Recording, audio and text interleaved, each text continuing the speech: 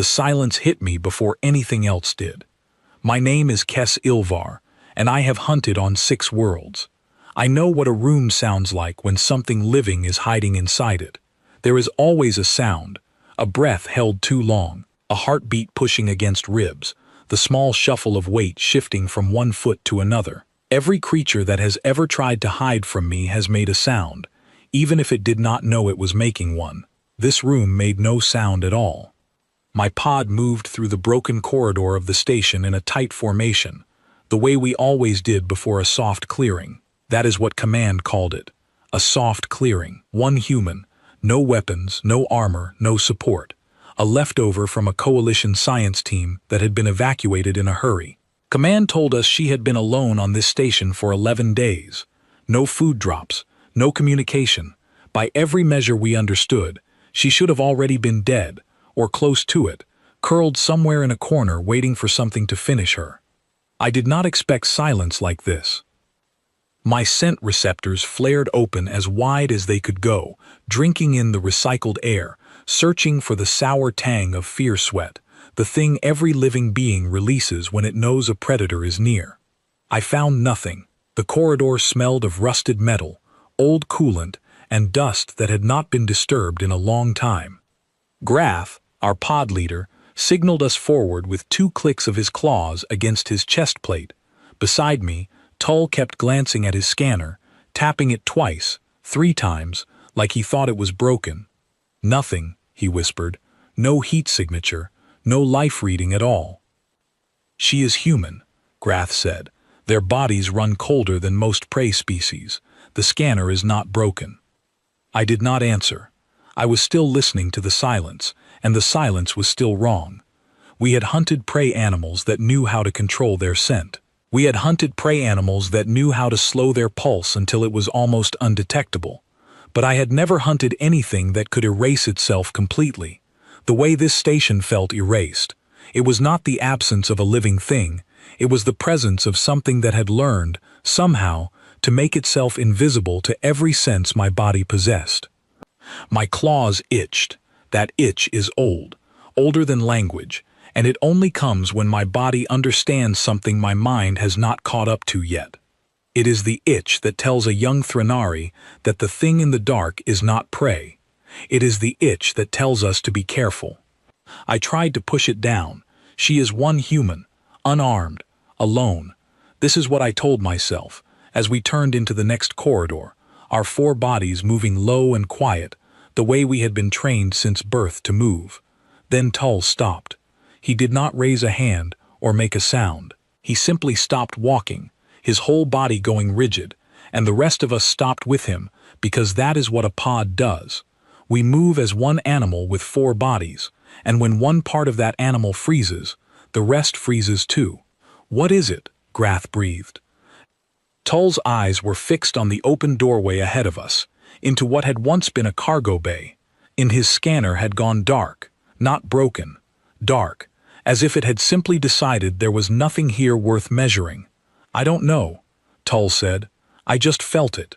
I felt it too. It crawled up through the pads of my feet and settled somewhere behind my eyes, a pressure that had no source I could point to. Every instinct bred into my species over 1,000 generations of hunting was telling me the exact same thing, over and over, in a language older than words. Something is watching you. I turned my head slowly toward the cargo bay doorway, and that is when I saw her for the first time. She was sitting on an overturned supply crate, perfectly still, her hands resting open on her knees. She wore simple gray clothing, nothing that could be called armor, nothing that could hide a weapon larger than a fingernail. Her hair was tied back. Her face showed no fear, no hope, no desperation. She looked like someone waiting for a bus, not someone who had spent 11 days alone on a dead station, surrounded by 4 apex predators from another world. Her eyes found mine immediately, as if she had known exactly where I was standing before I had even stepped into view. "You're the young one," she said. Her voice was calm, almost gentle, and it carried easily across the empty bay. "I can tell. You're the only one whose claws aren't fully extended." None of us moved. I became aware, in that moment, that my claws were indeed only half extended, while Grath and the others had gone to full combat posture the instant they saw her. I had hesitated. I did not understand why. "Do not speak to it," Grath said quietly, to all of us, though his eyes never left her. "It is trying to slow us down." "I'm not trying to do anything," she said, and there was something almost amused in her tone, like she found the whole situation mildly funny in a way none of us could understand. "I'm just sitting here. You're the ones who walked into my room. My room, as if this dead cargo bay, this broken station, belonged to her, and we were the intruders." Grath took a step forward, and I noticed something then that made the itch behind my eyes turn into something closer to alarm. She did not flinch. She did not lean back. She did not do any of the things prey does when a predator moves closer. Instead, her weight shifted, so slightly that I almost missed it, from resting to ready. It was the same shift my own body made 100 times a day without thinking about it. The shift a hunter makes. "Grath," I said, my voice lower than I meant it to be. "Wait." He glanced back at me, irritation flashing across his face. "She is one unarmed human. Kess, we clear the room and we leave." "Look at her hands," I said. He looked. Her hands were still open, still resting on her knees, palms up, harmless. But I was not looking at her hands. I was looking at her shoulders, her feet, the angle of her hips, the way every part of her body had quietly arranged itself into a position that could move in any direction at any speed without a single wasted motion. I had seen that stillness before. I had felt it in my own body, right before a hunt. She was not hiding. She was not afraid. She was simply choosing, for now, to stay exactly where she was. "I'm not going to hurt anyone," she said, and for the first time her voice had an edge to it, something sharpened underneath the calm. "But you should know that I am very good at understanding what a person is about to do before they do it. I've had 11 days with nothing to do but watch this station breathe. I know every sound it makes. I know every draft, every shadow, every place a person could hide. She is trying to frighten us with words," Grath said, and he raised his weapon. The moment his weapon came up, something changed in the room. It was not loud, it was not sudden. It was the smallest shift in the air, like a held breath finally being allowed to leave a body, and every instinct in me screamed that the stillness was over. "I tried," she said quietly, almost to herself, and she was no longer sitting on the crate. I did not see her move. I want to be honest about that, because everything that happened after this moment depends on you understanding that I, a trained hunter of my species, with senses built over 1,000 generations to track motion faster than most creatures could perceive it, did not see her leave that crate. One instant, she was sitting with her hands open on her knees. The next instant the crate was empty, and the air where she had been was still settling. Grath's weapon discharged into empty space. Somewhere behind me, Tull made a sound I had never heard him make before. A short, sharp intake of breath that was not quite fear, but was standing very close to it.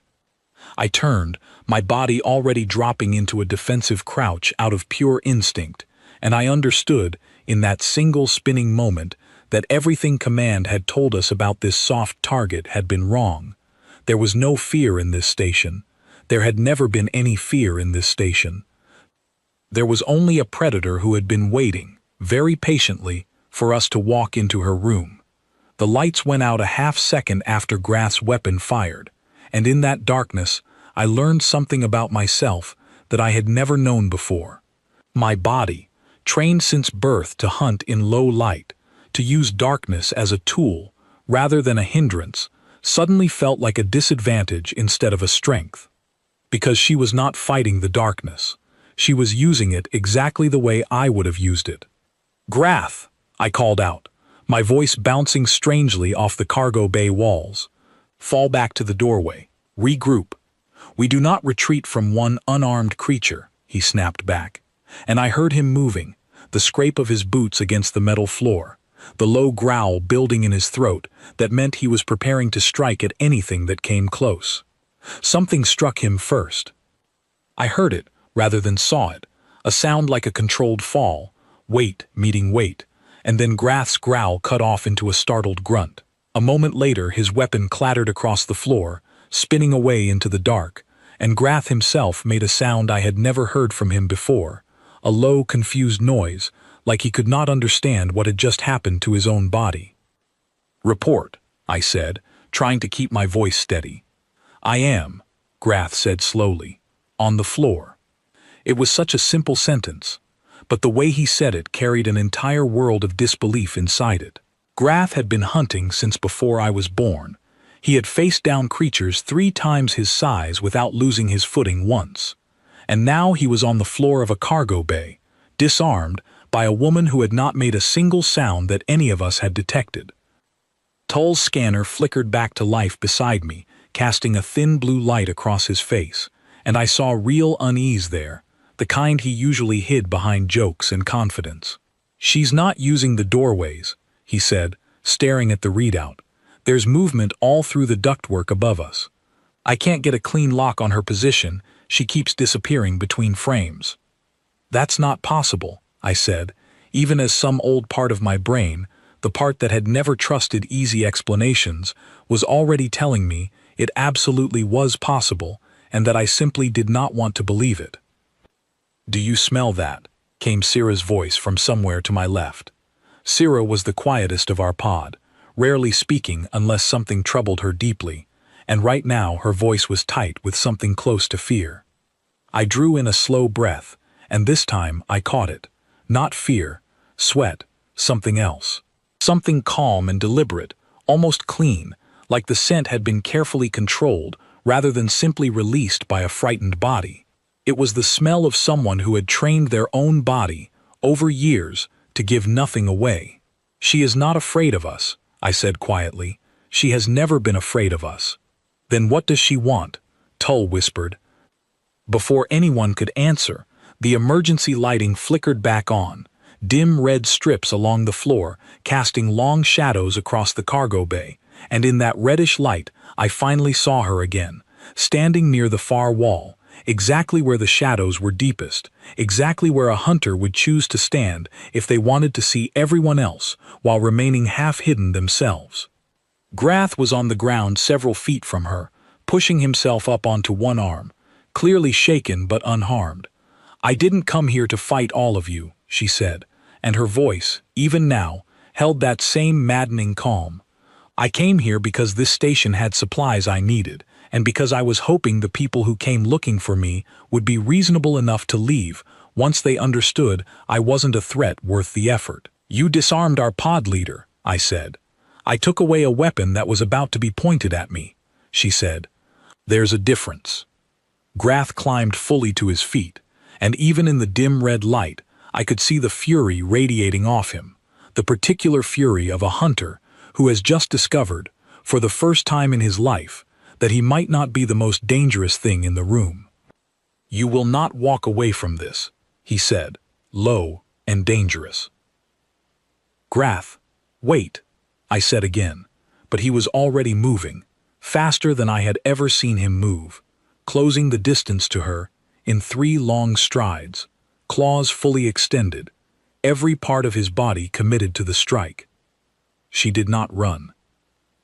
She stepped into him instead, which was the last thing any of us expected, turning her body at an angle that let his forward motion carry past her rather than into her, one hand catching his extended arm and redirecting it with almost no visible effort, using his own speed against him the way water uses a stone's own weight to move it aside. He stumbled past her, off balance, and before he could recover, she had already stepped back into the shadows, out of reach.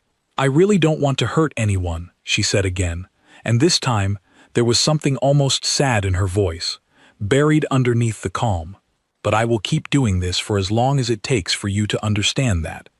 Tull, standing beside me, had gone very still, and I realized his scanner had finally locked onto something, a shape moving along the upper walkway behind her, and then another, smaller shape near the ventilation grate on the opposite side of the bay. "Kess," he whispered, "she's not alone." My whole body went cold at that. I had assumed, the way command had assumed, the way every briefing document had assumed, that this was a single-stranded human, isolated and desperate, easy to clear and easy to forget. But the shapes on Tull's scanner were moving with purpose, with coordination, sliding into position around us the exact way my own pod had been trained to surround a target. "There is no support on this station," Grath said, but his voice had lost its earlier certainty. "Command confirmed it, she is alone." "Command was wrong," I said, and even as the words left my mouth, I understood how dangerous that sentence was, how much it meant, how it unraveled everything we had been told about what humans were and what they were capable of. The woman in the shadows tilted her head slightly, as if she had heard me, as if my small admission mattered to her somehow. "My name is Elena," she said, "and I would rather this end without anyone getting seriously hurt. But that choice isn't only mine to make." Sear's voice cracked through our comm channel then, sharp and urgent. "Movement behind me. I can't see anything. Something is—" Her voice cut off entirely. Not a scream, not a struggle. Just silence, sudden and complete, the same terrible silence that had greeted us the moment we stepped onto this station, and somehow that silence was worse than any sound could have been. "Sear!" Grath barked into the comm. "Sear, report." Nothing answered him. I turned toward Tull, and in the dim red light I watched real fear settle onto his face, for the first time since we had known each other. Fear that had nothing to do with pain and everything to do with the sudden understanding that we had walked into something none of us had been prepared for. "She has taken Sear," Grath said, and his voice, for the first time I had ever heard, trembled slightly. "I haven't hurt her," Elena said quickly, and something in her tone told me she was telling the truth, though I could not have said how I knew that. "She's restrained, that's all. I needed her quiet so this conversation could happen without more weapons being drawn." "You call this a conversation?" Grath snarled. "I call it the last chance I'm going to offer," Elena said, and the calm in her voice had hardened into something else now, something with edges. "Your species came to this station expecting to clear out an easy target. You were told I was helpless. You believed it, because it fit what you already thought you knew about my kind. I'm asking you, one more time, to walk away and tell your commanders they were wrong." Grath's claws were still extended, his body still coiled to strike, but I noticed something in the set of his shoulders that had not been there a few minutes earlier. The same hesitation that had kept my own claws only half extended when I first saw her sitting calmly on that crate. "And if we do not walk away," he said, "then we keep doing this," Elena said quietly, "until you understand that walking away was always the smarter choice." Tull's hand found my arm in the dark, gripping it tightly, and when he spoke his voice was barely above a whisper. "Kess, look at her stance. Look at where she's standing. She's not defending this cargo bay. She's herding us toward the exit." I looked, and he was right. Every position Elena had taken since this began, every shadow she had used, every angle of her body, had been slowly, patiently, pushing us backward, away from the deeper parts of the station, toward the corridor we had first entered through. She was not trying to defeat us. She was trying to make it easy for us to leave. And somewhere in the ductwork above us, and somewhere in the shadows along the walls, her allies were still watching, still waiting, still perfectly silent, giving us the exact same choice she was giving us now, one final chance to understand what we were truly dealing with before something happened that could not be undone. Grath did not walk away. I wish I could tell this part differently, but I promised myself I would tell it exactly as it happened, and what happened is that Grath's pride, the same pride that had made him one of the finest pod leaders in our fleet, would not let him leave a cargo bay, having been beaten by an unarmed creature from a species we had all been taught to see as beneath us. He gave the order to press forward, and Tull and I, bound by training and loyalty, followed him. It did not go well for us. I will not describe every moment of what followed, because the details do not matter as much as the outcome. Within minutes, Grath was restrained the same way Seer had been, calm and unharmed but utterly unable to fight back, his considerable strength made useless against hands that always seemed to know exactly where he would move before he moved there. Tull lasted a little longer, mostly because he stopped trying to fight and instead tried to talk, which turned out to be the only strategy that worked at all, though it earned him nothing but a firm hand on his shoulder and a quiet voice telling him to sit down and stay calm. I was the last one standing, and I understood, watching my pod fall one by one without a single serious injury among them, that this had never been a fight Elena intended to lose. I also understood something else. She had not wanted to fight at all. When it was my turn, I did not raise my claws. I stood very still in the dim red light of the cargo bay, my pod restrained around me, and I looked at Elena across the open space between us, and I made a choice that went against every instinct bred into my body over 1,000 generations. I chose to listen instead of strike. "You are not going to fight me," she said, and it was not quite a question. "I want to understand," I said. "Before anything else happens, I want to understand what you are." Something shifted in her expression then, something that had not been there during the fight, something almost like relief. "Sit down," she said, nodding toward an overturned crate near the wall. "I'll answer what I can." I sat, aware of Graith's furious eyes on me from where he was restrained nearby, aware of Tull, watching with something closer to curiosity than anger. Elena settled onto the crate across from me, close enough now that I could study her without the distortion of shadow and distance, and what I saw unsettled me more than anything that had happened during the fight itself. She looked tired, genuinely tired, the kind of tired that comes from 11 days without proper rest, without proper food, without the comfort of knowing help was coming. Her hands, when she rested them on her knees again, had small marks and scrapes across the knuckles. She was not some invincible creature immune to hardship. She was a person who had simply refused to let hardship control what she did next. "You keep looking at me like you're trying to solve a puzzle," she said. "I am," I admitted. "Our scanners told us you should be dying, 11 days alone, no supplies, no support. And yet you disarmed 4 trained hunters without raising your voice once." "I wasn't completely alone," she said, "and I wasn't completely without supplies, but you're right, that I shouldn't have been able to do what I just did, not by the numbers your commanders were working from. So let me ask you something first. What were you told about my species before you came here?" I thought about the briefing, the same briefing every pod received before a mission involving humans. That you are physically weaker than most coalition species, slower reflexes, poor natural senses compared to species built for hunting, dangerous only because of your technology, and manageable once that technology is removed. Elena nodded slowly, as if she had heard this exact description many times before, and it no longer surprised her. "That description isn't entirely wrong," she said. "Compared to some species, we are slower. Our eyes aren't as sharp as yours in low light.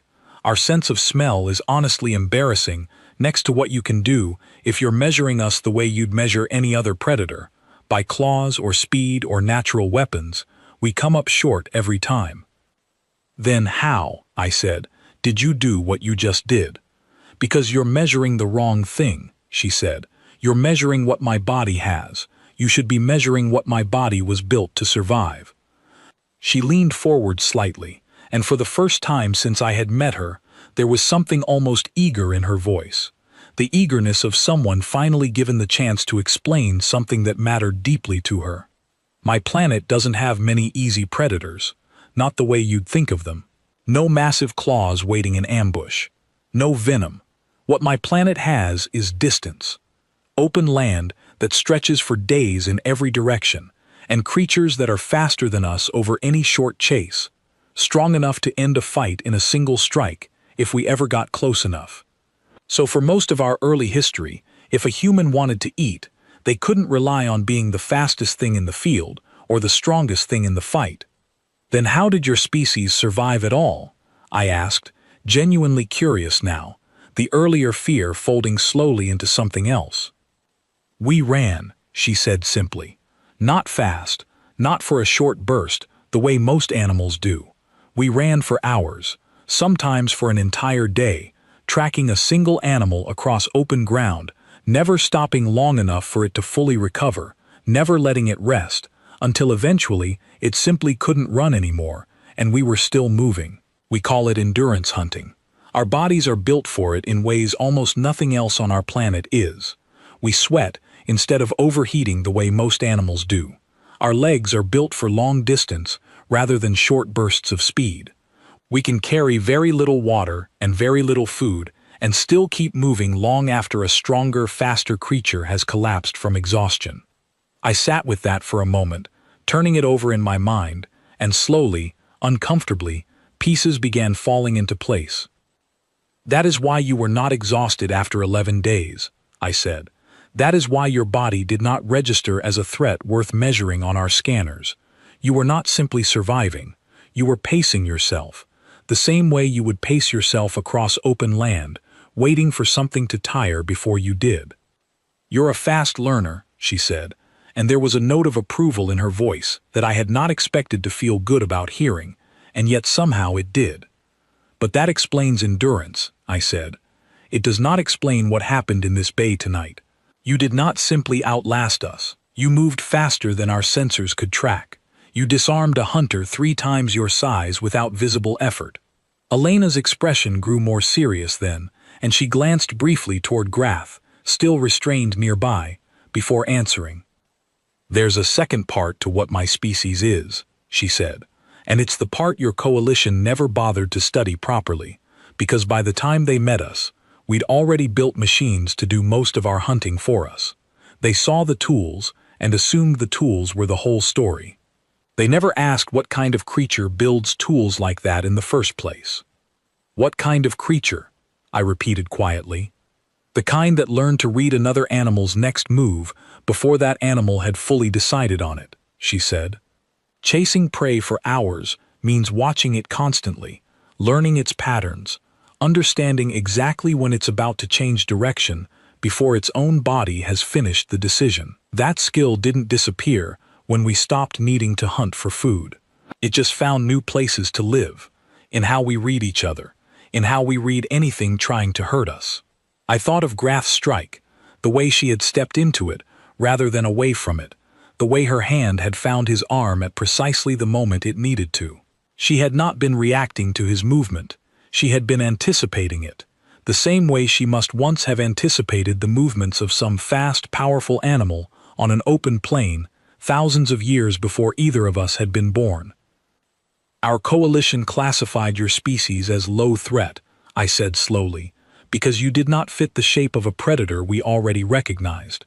No claws, no natural armor, no obvious weapon carried on your own body. We measured you against every predator we already understood, and when you did not match, we decided you must be something else."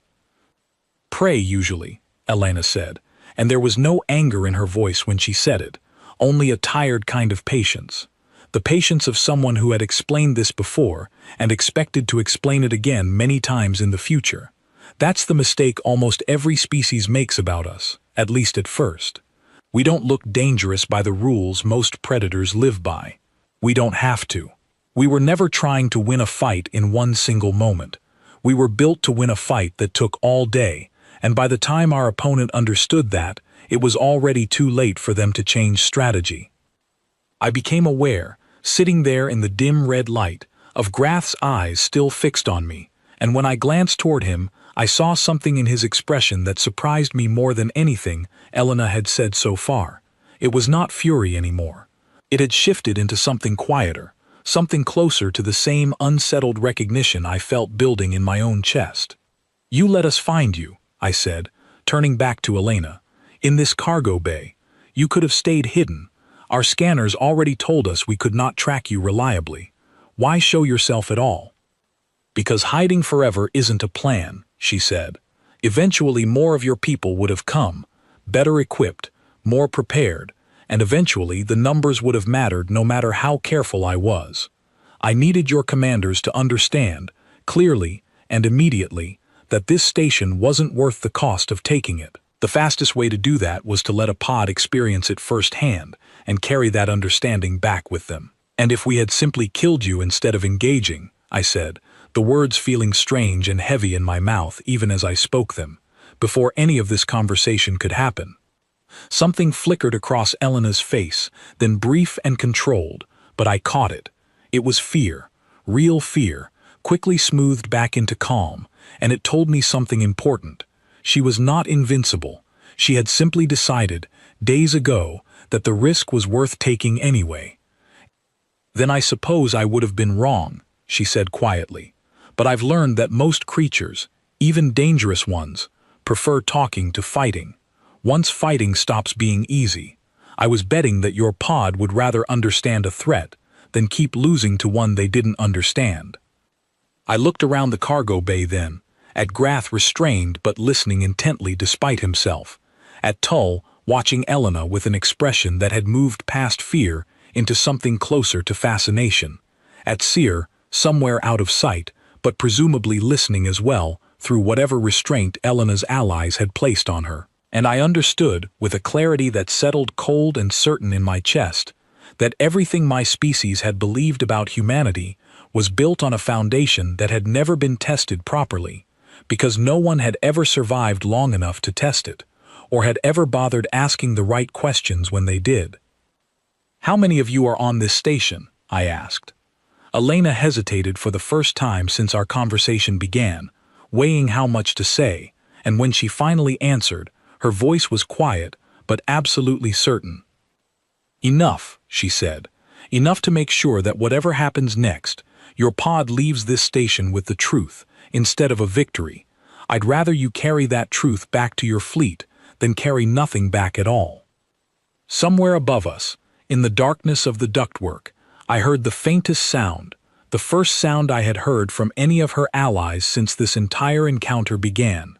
A small, deliberate shift of weight against metal, quiet enough that I almost missed it entirely. It was not a mistake.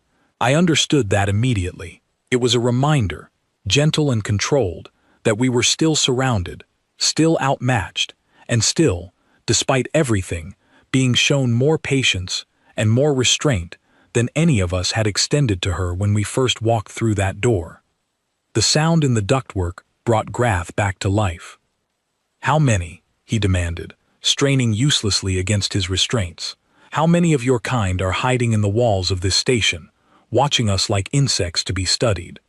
"More than your commanders were told," Elena said, "and fewer than you're probably imagining right now." A section of the wall panel near the far end of the cargo bay slid open without a sound, and I watched my body tensing despite everything I had already learned as a man climbed down from the space behind it, dropping the last short distance to the floor with barely a whisper of noise. He was older than Elena, gray beginning to show at his temples, dressed in the same simple gray clothing, carrying nothing that could be called a weapon in either hand. "This is Daniel," Elena said. "He's been watching the eastern corridor since your pod first boarded." Daniel gave us a short, measuring look, the same evaluating stare Elena had given us when we first found her, and I felt that same old itch behind my eyes flare up all over again, stronger this time because now there were two of them, and my body understood, on some level older than thought, that it was outnumbered in a way that had nothing to do with simple numbers. "They're young," Daniel said to Elena, glancing at Tull and me. "The older one is proud. That's the one who'll be trouble." "I noticed," Elena said dryly. Grath's growl deepened at being discussed so plainly in front of him, but he had already learned, in the space of a single fight, exactly how little that growl accomplished against these two. Another panel opened, this one near the ceiling, and a third figure dropped down, lighter and quicker than Daniel, landing in an easy crouch before straightening into a woman roughly Elena's age, her dark hair cut short, her eyes moving across the room in the same careful, evaluating way the others had. She introduced herself simply as Grace, and said nothing more, content to stand near the wall and watch. 3 of them now stood in the open, and somewhere, I knew, more remained hidden, patient and silent, exactly as they had been since we first stepped onto this station. "You called this a soft target," Daniel said, addressing all of us but looking mostly at me, perhaps because I was the only one who had chosen to listen rather than fight. "That word tells me a great deal about what your fleet still doesn't understand about us." "Soft target simply means low resistance," I said. "It does not mean weak. It means the difficulty of the engagement was expected to be low. And now that you've seen otherwise," Daniel said, "what will you tell your commanders?" I did not have an answer ready, and my silence seemed to be answer enough for him. He turned to Elena instead, his expression unreadable. "The others are ready to move if you give the word," he said quietly, clearly meaning something beyond simply leaving the cargo bay. "We don't have to let this pod report back at all." My whole body went still at that, and beside me I felt Tull's breathing catch, and even Grath, restrained and furious, went suddenly and completely silent, the fight draining out of him in an instant, replaced by something far more primitive and far more familiar to every creature that has ever understood, in a single terrible heartbeat, that its life now belonged entirely to the judgment of something stronger than itself. Elena's answer, when it came, was immediate and firm. "No," she said, "that was never the plan, and it isn't going to become the plan now." "They attacked first," Daniel said, though there was no real argument in his voice, more the sound of someone confirming a position rather than pushing against Elena's decision. "They attacked because they were told I was helpless," Elena said. "That's not the same as malice. That's a briefing failure, and briefing failures get corrected when the people who receive bad information survive long enough to report otherwise. Killing this pod doesn't correct anything. It just creates 4 more disappearances for their fleet to avenge, and we both know avenging is a much more dangerous motivation than correcting a mistake ever was." I felt something loosen in my chest at her words, a tightness I had not fully noticed until it began to ease, and I understood, watching her stand there, arguing for our survival against her own ally, that everything I had been taught about humanity, everything the Coalition had built its entire threat classification system around, had been not just wrong, but dangerously, catastrophically wrong. Grace spoke for the first time then, her voice quieter than either Elena's or Daniel's, but carrying easily across the bay. "The pod leader still doesn't understand," she said, nodding toward Graith. "Look at his eyes. He's furious, not afraid. That's going to be a problem later, even if we let them go now." I looked at Graith, and Grace was right. Even restrained, even having lost every part of the fight he had started, Graith's expression had not shifted into the careful respect I felt building in myself. It remained locked in something closer to wounded pride, the particular fury of a predator who has been shown, undeniably, that he was not what he believed himself to be, and who would rather deny that truth than accept it. "I understand perfectly," Grath spat. "I understand that your species hides behind tricks and shadows, because you know, deep down, that you cannot win a fair contest against a true hunter." Daniel's expression did not change, but something in the set of his shoulders shifted, a subtle readiness that I recognized immediately because I had felt my own body do the exact same thing dozens of times before a strike. "There's no such thing as a fair contest," Daniel said calmly. "There's only the contest that happens, and the one who understands the terrain wins it. You walked onto our terrain expecting your terms to apply. They didn't. That's not a trick. That's just the truth catching up to an assumption that was never true in the first place." Tull, who had been silent for most of this exchange, finally spoke, his voice smaller and less certain than I had ever heard it. "Why didn't our scanners detect any of you?" he asked. "Not just Elena. All of you. How does an entire group move through this station without leaving a single reading?" Elena and Daniel exchanged a brief glance, some silent decision passing between them, and it was Elena who finally answered. "Your scanners are built to detect threat signatures your coalition already understands," she said. "Elevated heart rate under stress, specific heat patterns from active predator physiology, the chemical signs of adrenaline preparing a body for a fight. We've spent generations learning to keep our bodies calm under pressure that would send most creatures into a full stress response, because a hunter who panics halfway through a long chase is a hunter who doesn't eat that day. Calm isn't just a mood for us. It's a trained physical state, and your scanners were never designed to flag a threat that refuses to look like one. I thought of the itch behind my eyes, the instinct that had fired the moment we stepped onto this station, an instinct that had nothing to do with scanners or scent readings or any of the tools we had brought with us. It had simply known, on some deep and wordless level, exactly what our technology could not measure. My instincts recognized you before my equipment did, I said slowly, as much to myself as to anyone else in the room. Every part of my training told me this station was safe. Every part of my body told me it was not. That's the part that matters most, Daniel said, and for the first time since he had appeared, something almost like respect entered his voice. Equipment can be fooled. Instinct built over generations of survival is a great deal harder to fool because it isn't looking at what a threat has. It's looking at what a threat is. Graff let out a short, bitter sound that might have been a laugh under different circumstances. You speak as though we should admire this, as though being outmaneuvered by unarmed prey is something to be proud of understanding. I don't need you to admire it, Elena said, turning to face him directly, and there was no anger in her voice, only a tired kind of finality. I need you to survive it, and remember it, and make sure the next pod that comes here doesn't walk in believing the same mistake you did. That's not a request for your respect, it's a request for your fleet's survival, whether you're willing to see it that way or not.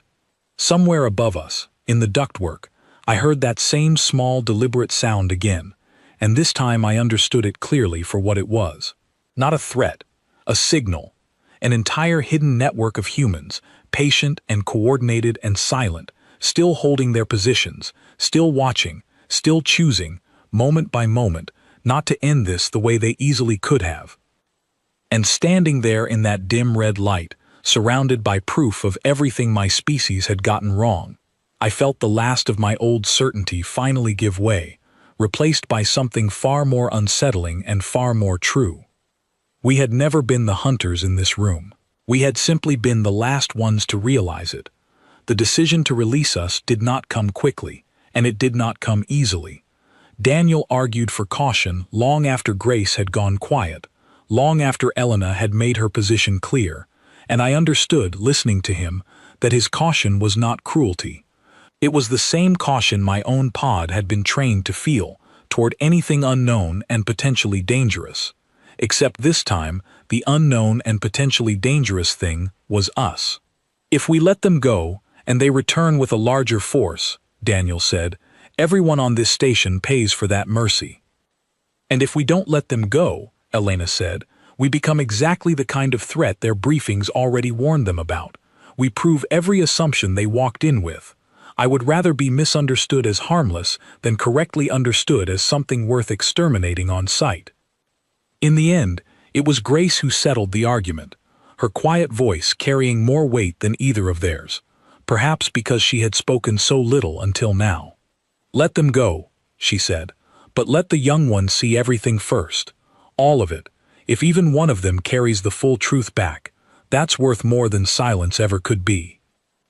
I did not fully understand what she meant until Daniel led me, alone, away from the cargo bay and deeper into the station, past sections that our scanners had told us were empty, into a series of rooms that had clearly been converted into something far more organized than a stranded survivor's hiding place.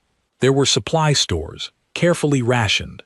There were makeshift training areas, worn smooth by repeated use. There were sleeping quarters, for more people than I had expected, though I was careful not to count too precisely, understanding that some information was not mine to carry back, regardless of what Elena and Daniel had decided to show me. Why show me this? I asked, as Daniel walked beside me through a narrow corridor, lit only by a single working strip of emergency lighting. Because your fleet needs someone who understands the full shape of the mistake it made, he said, not just that one woman disarmed 4 hunters in a cargo bay. That an entire framework for judging our species was built on incomplete information, and incomplete information gets people killed on both sides eventually. We reached a small room near the center of the station, and inside I found perhaps a dozen more humans, all in the same simple clothing, all pausing their quiet work to look up as we entered. None of them reached for anything resembling a weapon. None of them needed to. I understood now, walking among them, that the absence of visible weapons had never meant the absence of danger. It had simply meant a different kind of danger, one my species had never learned to recognize because we had never needed to survive the way theirs had. "This is everyone," Daniel said simply. "The coalition assumed one weak survivor, what your fleet actually left behind, when it evacuated this station in a hurry, was an entire group of people who had spent years training bodies and minds for exactly the kind of scenario you walked into tonight.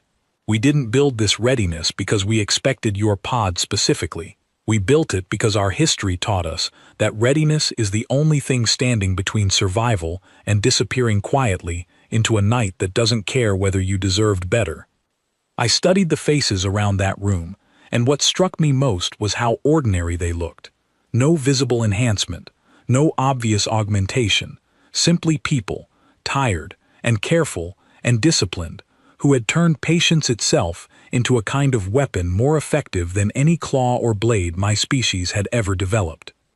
"I do not know how to explain this to my commanders," I admitted quietly. "They will not believe a report built on instinct and impression. They will want numbers, weapons counts, tactical data." "Then give them the one piece of data they can't argue with," Daniel said. 4 trained hunters entered this station expecting an easy clearing. All 4 left without a single serious injury, and every one of them is now convinced this species was never what the coalition believed it to be. That outcome, on its own, should be more convincing than any weapons count could ever be. When we returned to the cargo bay, Elena was waiting, and something in her posture had softened slightly, the careful readiness of earlier replaced by something closer to simple exhaustion, the exhaustion of someone who had spent 11 days holding a difficult line and was only now allowing herself to feel how heavy that line had been. "Your pod leader is still angry," she said to me quietly, glancing toward Grath, who stood now with his restraints removed, arms crossed, jaw tight, refusing to meet anyone's eyes directly. "He will remain angry for some time," I said honestly. "Pride does not release its grip easily." "And you," she asked, "what will you carry back?" I considered the question carefully before answering, because I understood it was not a small question, and it deserved more than a quick response. "I will carry back the truth," I said, "that my species built an entire threat classification around what a creature has, and never thought to ask what a creature has survived, that the absence of claws does not mean the absence of danger, that silence, when it comes from something patient rather than something afraid, should frighten a hunter far more than noise ever could." Something flickered across Elena's face then, brief and unreadable, and for a moment I thought she might smile, though the expression passed before it could fully form. "That's more than I expected from a first encounter," she said. "It is more than I expected to learn," I admitted. Daniel returned Syrah to us, then unharmed exactly as Elena had promised, though clearly shaken by an experience she would likely carry with her for a long time. Grath said nothing as our pod reassembled near the corridor we had first entered through, his silence heavier than any words could have been, and I understood that his journey toward understanding what had happened here would take considerably longer than mine had, if it ever fully arrived at all. "One more thing," Elena said, as we prepared to leave the station behind. "Tell your commanders that if they send another pod expecting the same easy clearing, they'll get the same result. We're not looking for a fight. We never were, but we've stopped being willing to disappear quietly just because someone decided in advance that we would."